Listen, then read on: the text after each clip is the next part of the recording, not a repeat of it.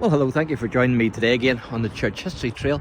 We're continuing here in Portadown, and we're at St Mark's Church here, the Church of Ireland, the parish church in Portadown.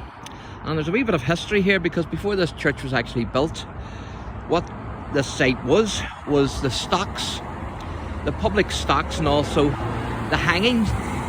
And so people were actually hung here on this site, and the last hanging was in 1809. And so the church is actually built on the site where the stocks were, and also where they used to do the hangings, the public hangings.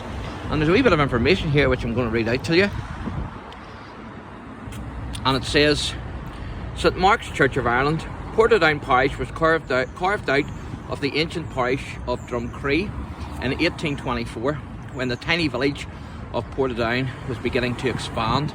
St Mark's, originally called St Martin's, was built 2 years later on land donated by the future Duke of Manchester, who also gave £1,000 towards the cost of construction.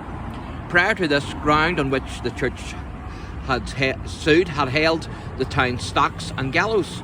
The last hanging here was in 1809. The present tower was built in the late 1920s as a memorial to local people who died in World War I. It houses a carillon of 15 bells and what is known as the town clock. And there's an old photograph of the church back in the day.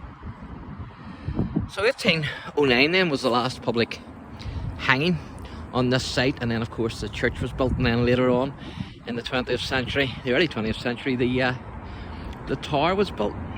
So pretty amazing. It's a fantastic church, there's no doubt about it.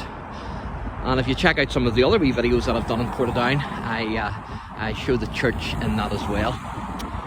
So thank you for joining me today, and God bless.